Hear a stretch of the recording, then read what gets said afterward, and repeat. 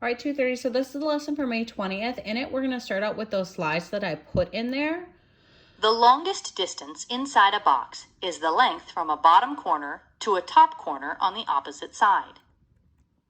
If you needed to find the length of the longest pole that fits inside a truck trailer, you would need to understand the Pythagorean theorem. The Pythagorean theorem describes the relationship between the lengths of the sides of a right triangle. So that's the first space and your notes that you need to fill in. A right triangle is a triangle with a 90-degree angle. The side opposite the right angle is called the hypotenuse, and the other sides are called the legs. So that's the next few parts, and I want you to label this triangle in your notes. The Pythagorean theorem states that if a right triangle has legs of lengths A and B and hypotenuse of length C, then A squared plus B squared equals C squared. That's another piece of information you need to write down.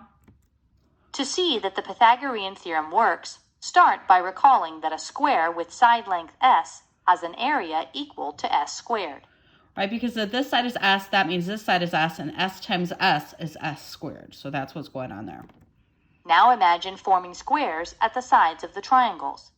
The squares have areas A squared, B squared, and C squared.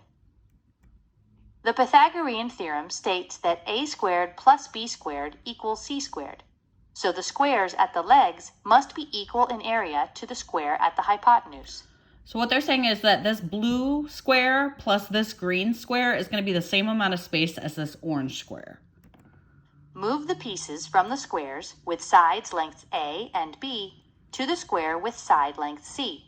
And notice that A squared plus B squared equals C squared. And see, they fit perfectly in there.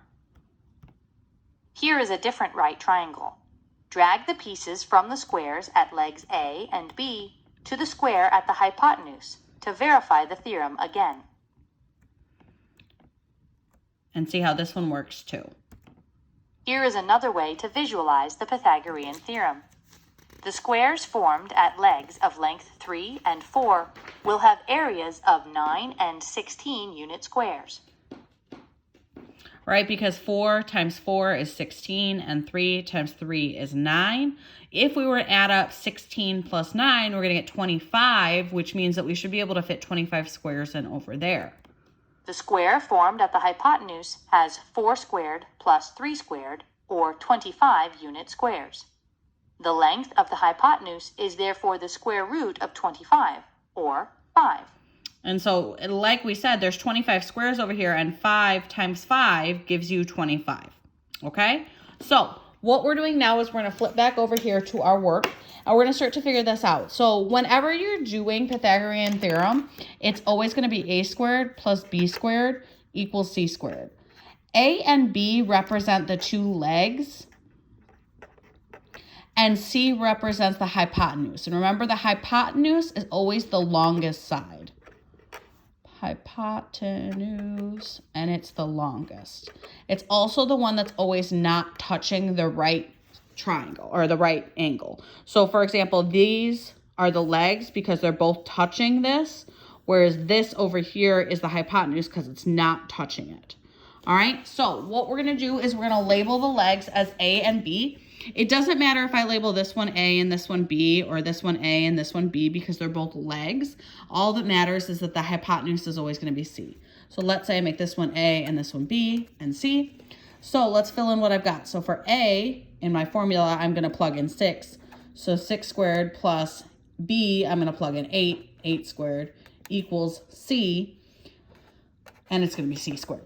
All right, well, 6 squared is 6 times 6, which is 36, plus 8 squared, which is 64, and that's going to be equal to C squared.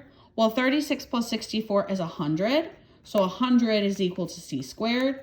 So to find C, what I'm going to have to do is I'm going to have to find the square root, which means I'm going to ask myself, what number times itself gives me 100?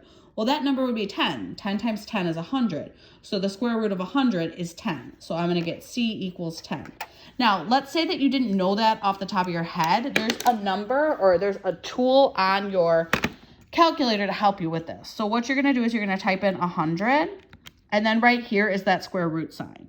So you click that square root sign, and I see that it's 10. If you're using a calculator on your phone, they'll have a similar thing. All right, let's do this again. So that means that we just found out that this hypotenuse length is 10, and that's the longest side because 10 is longer than 6 and 8.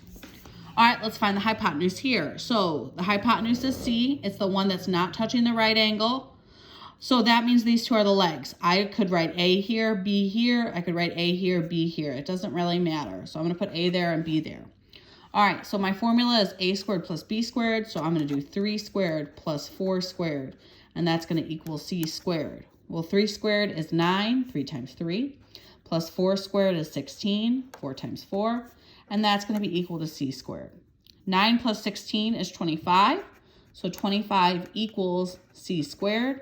I have to square root that, so I'm asking myself what times itself equals 25? Well, that would be 5. So C in this case equals 5. Our hypotenuse is 5 units long, and 5 is bigger than 3 and 4, so I know it's correct.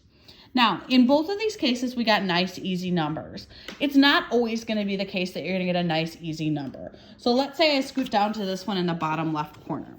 I know the two legs. I'll label this one A, I'll label this one B, and that's the hypotenuse at C. So I'm going to plug in those numbers right there. So I'm going to do 1 squared plus 9 squared equals C squared. 1 squared is 1, 9 squared is 81. And that's equal to C squared. Well, 1 plus 81 is 82.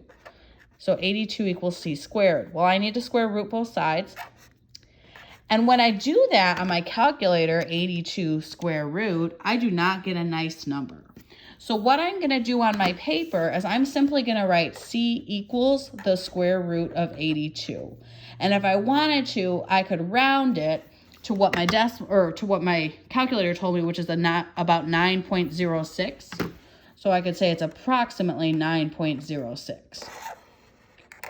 All right, so you would include both of those answers. All right, I'm going to finish up the rest of these and I will post them online.